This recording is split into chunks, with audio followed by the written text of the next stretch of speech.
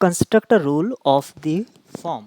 एक रूल दे रखा है, यानी कि जो इंटीग्रल है उसको अप्रॉक्सीमेट किया गया है। एक इंटीग्रल जिसका integrand function F x unknown है और लिमिट वेरीज कर रही है -1 से 1 पर, उसको इस तरह से अप्रॉक्सीमेट किया गया है, which is exact for polynomials of degree less than equals to 2। यहाँ पर एग्जैक्ट वर्ड का क्या मीनिंग है?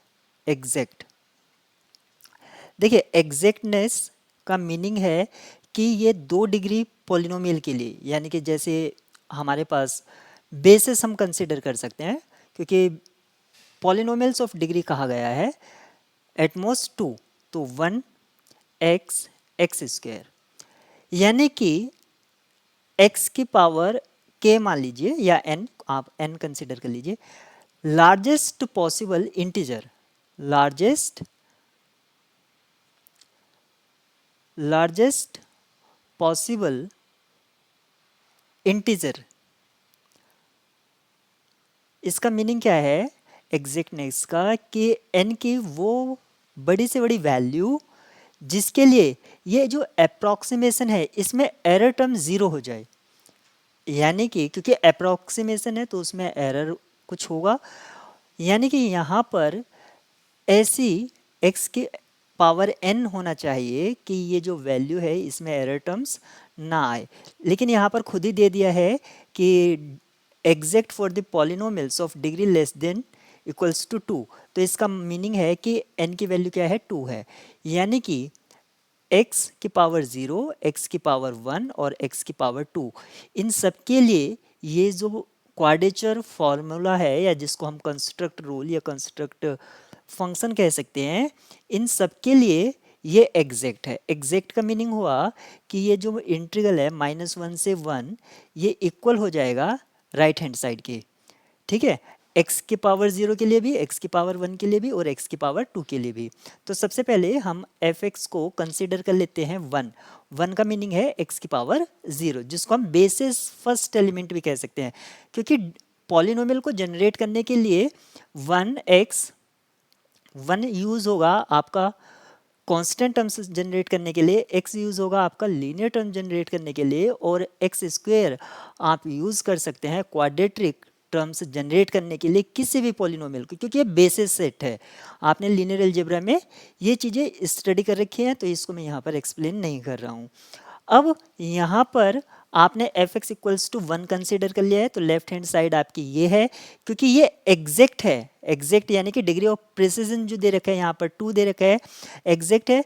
तो अब राइट हैंड साइड क्या हो जाएगी? ए नॉट एफ ऑफ -12, क्योंकि कांस्टेंट फंक्शन है तो यही रहेगा, -12 पर 1 रहेगा वैल्यू, सॉरी हाँ 1 रहेगा, प्लस ए नॉट एफ 0, तो वहाँ पर भी अगेन 1 रहेगा, प्लस A2। तो यहाँ से हमें एक इक्वेशन मिल गई, लेफ्ट हैंड साइड 2 के इक्वल होगा, A0 plus A1 plus A2। हमारे पास क्योंकि बेसिस के 3 एलिमेंट हैं, या आप इसकी जो डिग्री ऑफ प्रेसिजन है वो 2 है, तो हमें यहाँ पर 3 इक्वेशन देखने को मिलेगी।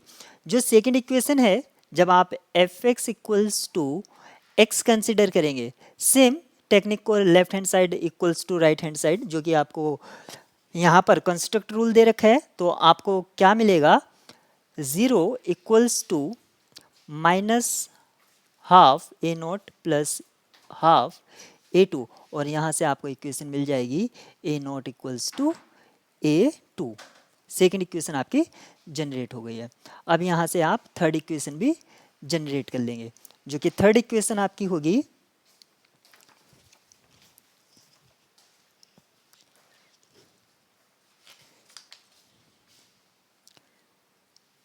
1/3 plus 1/3 equals to A0 into 1/4 plus A1 into 0 plus A2 into 1/4।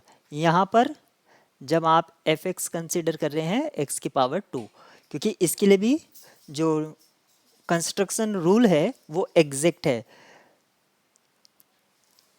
यहाँ से फर्दर सिंप्लीफाइड करने पर हमें मिलेगा 2/3 equals to 1/4 A0 plus 1/4 A2, और A0 A2 ये क्या है, इक्वल हैं। इक्वेशन 2 से आप यहाँ पर देख सकते हैं। तो मैं इसमें सब्सटीट्यूट कर दूंगा इसको, तो ये हो जाएगा 2/3 इक्वल्स टू 1/2 ए नोट, और यहाँ से ए नोट का जो वैल्यू है वो 4/3 आ जाएगा, और ए नोट जो इक्वल है वो A2 के है। तो यहाँ पर हमें ए नोट और A2 का वैल्यू मिल गया है। इक्वेशन 1 से आप A1 का वैल्यू निकाल सकते हैं सब्सटीट्यूट करके, जो कि -2/3 मिल जाएगा।